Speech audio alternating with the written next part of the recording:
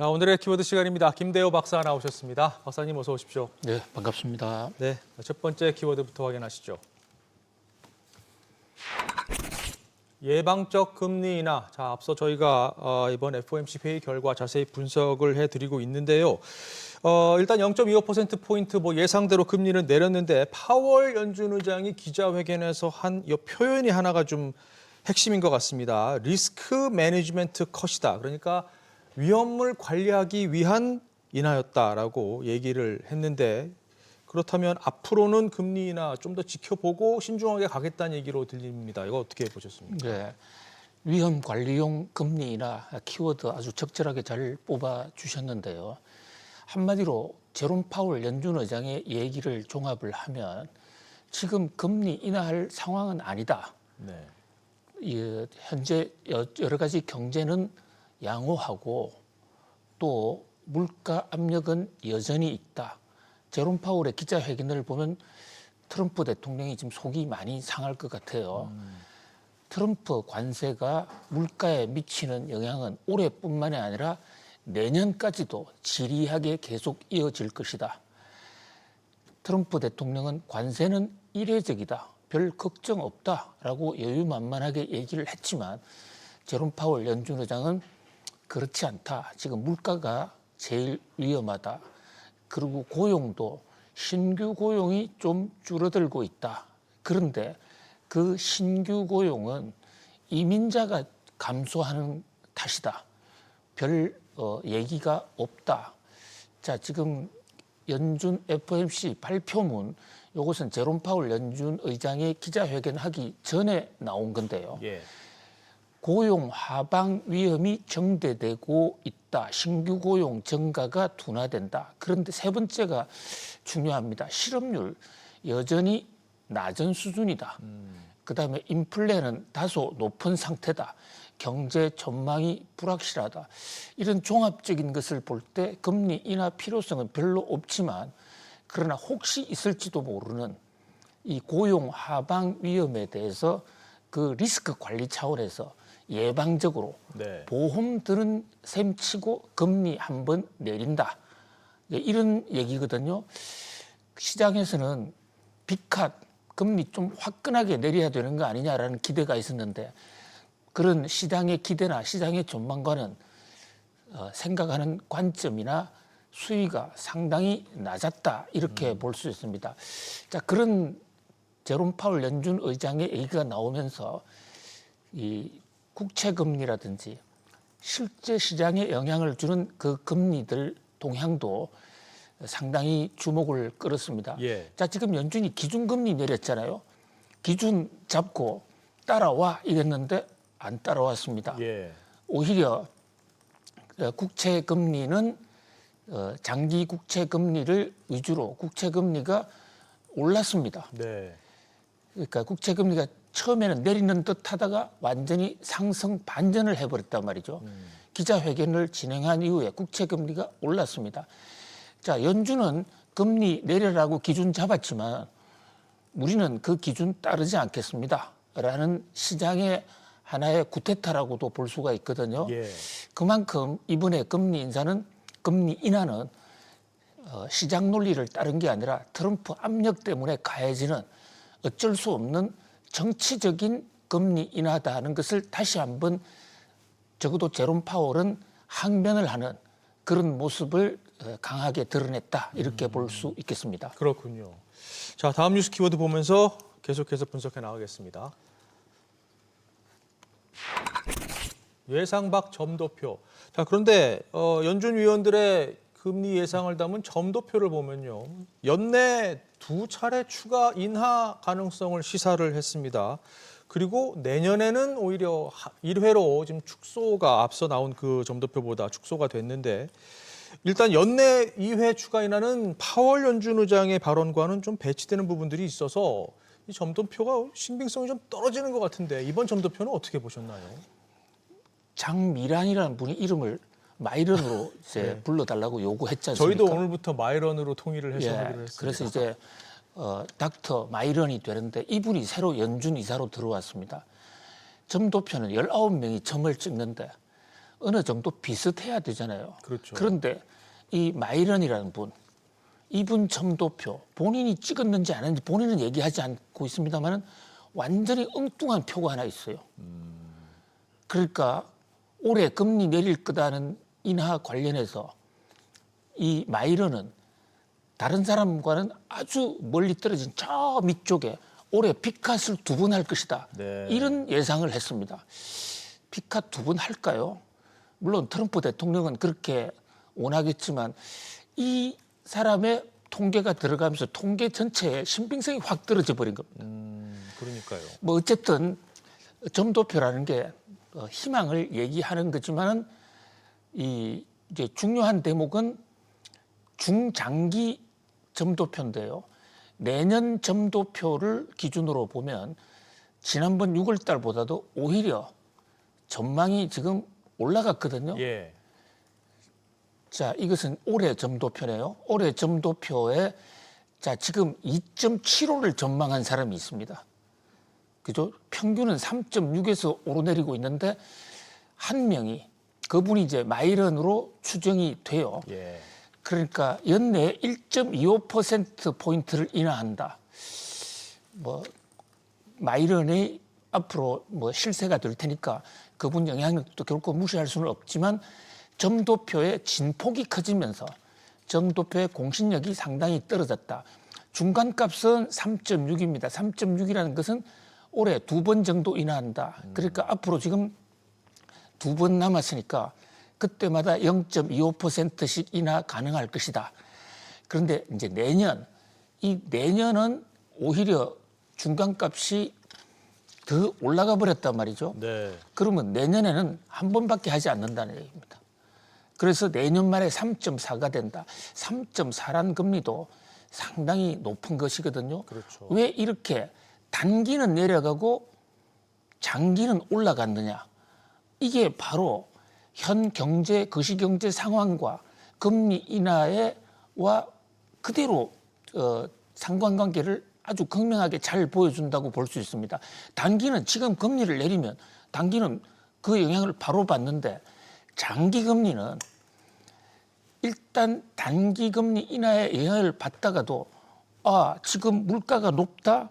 그러면 물가가 높은 상황에서 통화량을 푼다? 그러면 물가가 더 높아지겠네?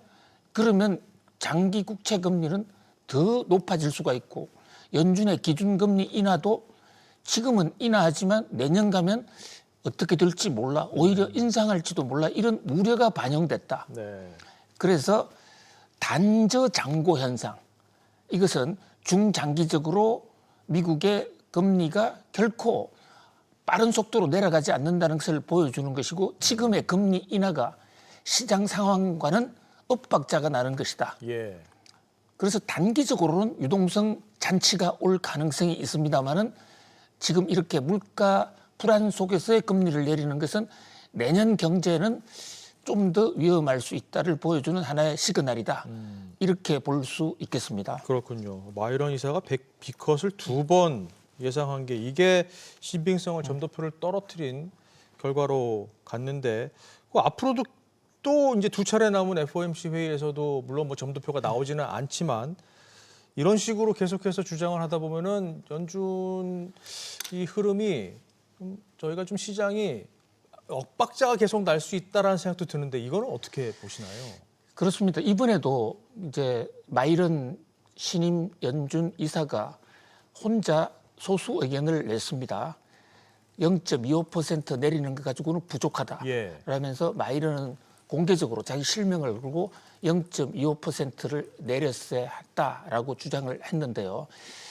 마이런이 아예 이런 주장을 하기 위해서 트럼프의 특명을 받고 들어온 거기 때문에 뭐 계속해서 앵커님 말씀하신 대로 이런 아주 강경 비둘기파 주장을 계속 할 것입니다. 거기다가 지금 시간은 결국 트럼프 대통령의 편이거든요. 네. 무슨 말씀이냐면 제롬 파월 연준 의장의 의장으로 해서 임기도 내년 5월이면 끝나고 또 중요한 인물이 한 분 있습니다.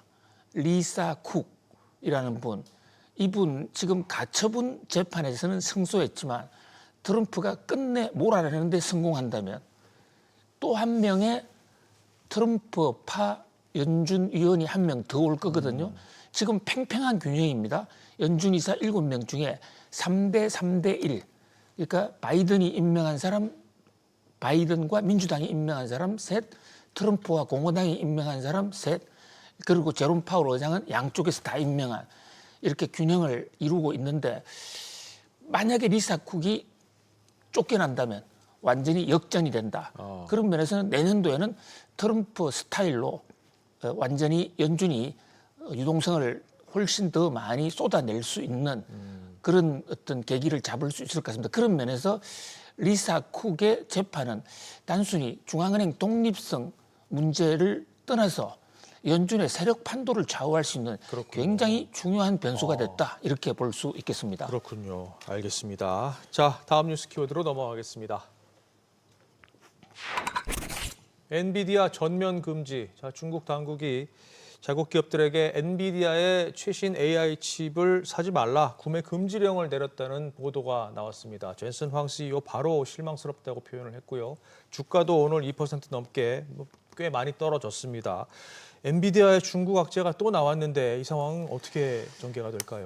예, 파이낸셜 타임즈의 보도입니다. 양국 정부가 아직까지 공식으로 확인한 내용은 아닌데요. 예. 이 파이낸셜 타임즈 보도에 따르면 중국 정부가 정식으로 공문을 통해서 엔비디아의 모든 칩을 더 이상 구매하지 말라라고 공식 명령을 했다는 겁니다. 지금 엔비디아의 중국 수출은 엔비디아의 운명을 좌우할 수가 있고요. 왜냐하면 중국이 워낙 큰 시장이기 때문에 그것을 놓쳤을 경우에 엔비디아로서는 상당한 매출에 타격이 있을 수가 있고 또 GPU 반도체의 패권이 그동안의 엔비디아 일극 체제에서 이제 중국과의 경쟁 체제로 넘어간다라는 하나의 시그널로 볼 수가 있습니다. 왜 이렇게 중국은 그 탐스러운 엔비디아의 H20과 새로 만들어냈다는 그 신형 중국용 칩의 전면 금지를 선언했느냐. 두 가지 포인트입니다. 하나는 우리 엔비디아 없어도 우리 자체 자력 갱생할 수 있다는 자신감의 표현. 예. 그다음에 또 하나는 지금 미국이 엔비디아 20을 가져가려면 수출세를 내라라고 지금 트럼프가 공언하지 않았습니까? 예. 아직 그 규정은 나오지 않았는데요. 중국 정부 입장에서는 우리가 수출세라는 굴욕적인 그런 처우까지 받으면서 엔비디아 쓰지 않겠다. 이제 이런 어떤 자신감의 표현 또는 미국, 중국과의 관계에서 우리가 반도체 때문에 결코 굴하지 않겠다는 하나의 어떤 도전장으로 받아들여집니다. 자, 특히 H20뿐만이 아니라 RTX 600D라는 이 중국용 수출 가능 품목인데 좀 버전을 굉장히 향상시켰거든요. 예. 그런데 중국 판단은 그거 중국 제품보다 더 못해라고 지금 비하하고 있습니다. 그러니까 반도체를 둘러싼 미국과 중국의 전면전은 계속 진행 중이고 오히려 지금 속으로는 더 부글부글 끓고 있다. 자, 지금 11월 달 미중 무역 유예 기간이 관세 폭탄 유예 기간이 끝나가는데 오늘 트럼프 대통령과 시진핑 국가주석이 전화 통화한다라고는 하지만 그 내부적으로는 상당한 갈등이 내연하고 있어 미중 무역 전쟁은 지금부터가 오히려 시작이 아닐까 이런 관측을 해볼 네. 수가 있겠습니다. 중간에서 엔비디아만 아주 곤혹스러운 상황이 이어지겠군요. 자, 다음 뉴스 키워드로 넘어가겠습니다. 한화 대 삼성. 지금 정부의 세제 개편안으로 이 고배당 기업들의 배당 소득세 부담이 대폭 완화가 될 것으로 보이는데요. 이 와중에 한화와 삼성의 오너 일가의 이 혜택을 누가 받느냐에 따라서 명암이 극명하게 갈리고 있는 것 같습니다. 이 상황은 어떻게 보십니까? 네, 정부가 배당을 좀 늘리기 위해서 배당 소득세, 재벌들의 배당 소득세를 대폭 깎아주기로 했습니다. 그게 세제 개편안에 들어갔는데요. 사실 이 배당 소득세 재벌들 감세안은 동학 개미들, 우리나라 정권시장의 개미들이 강력히 촉구한 대목이기도 합니다. 예. 사실 그 소득이 별로 없는 개미들, 그렇게 잘 살지 못하는 개미들이 재벌 총수들 세금 좀 덜 내도록 해주세요라고 부탁하는 거 어떻게 보면 굉장히 아름다운 장면으로 보기도 하고 굉장히 이례적인 장면이죠. 그렇죠. 우리는 예. 못 살아도 좋으니 재벌 총수님들 세금 좀 깎아주세요. 그렇게 되나요? 지금 얘기가? 이렇게 된 거거든요. 네. 근데 그 이유는 코리아 디스카운트 없애야 된다. 지금 세계적으로 선진국 정치 중에 우리나라 기업처럼 배당하지 않는 회사들 잘 없습니다.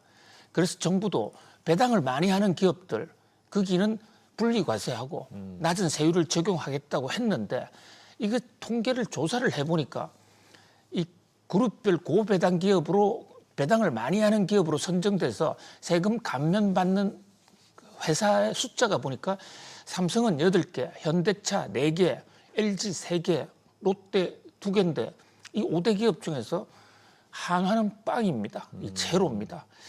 자, 이게 물론 과거에 우리 기업들의 배당하지 않는 그런 전통이 뭐 아직도 한화는 버리지 않았다라고 이렇게도 볼 수 있지만 예. 이 주주에 대한 시장에 대한 자세를 좀 근본적으로 바꿔야 되지 않는가 그런 생각을 해봅니다.